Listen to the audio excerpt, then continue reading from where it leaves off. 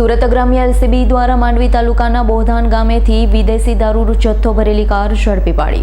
LCB શાખાના police કર્મચારીઓની અલગ અલગ ટીમ બનાવી સુરત જિલ્લા વિસ્તારમાં પેટ્રોલિંગમાં હતા. આ દરમિયાન અર્નેબલ હેડ કોન્સ્ટેબલ નિલેશભાઈ જીતુભાઈ તથા પોલીસ કોન્સ્ટેબલ નરેશભાઈ હીરાભાઈ તથા પોલીસ કોન્સ્ટેબલ અક્ષયભાઈ શંકરભાઈ નાઓને તેઓની ખાનગી બાતમીદાર થકી ચોક્કસ બાતમી મળેલી કે ચુડેલ ગામ ખાતે રહેતો ગોવિંદભાઈ ચૌધરી પોતાની સફેદ કલરની ઇકો ગાડી નંબર GJ19BE3473 માં સોનગઢ તરફથી વિદેશી દારૂનો જથ્થો ભરી બોધાન જનારશે તેવી ચોક્કસ હકીકત મળેલી હોય છે. બાતમી હકીકતના આધારે એલસીબીના પોલીસ માણસોએ બોધાન ગામ ખરી ફળિયા જવાના રોડ પર નાકાબંધી ગોઠવી હતી.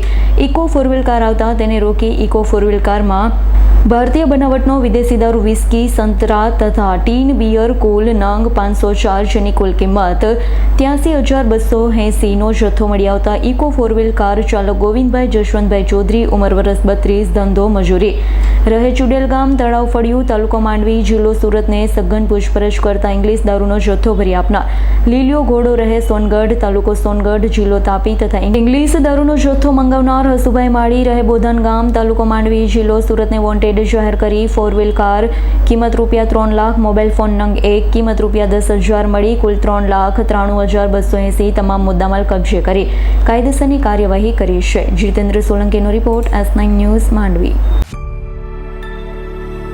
અમારી તમામ માહિતીથી અપડેટ રહેવા માટે જોડાયેલા રહો S9 ન્યૂઝ સાથે.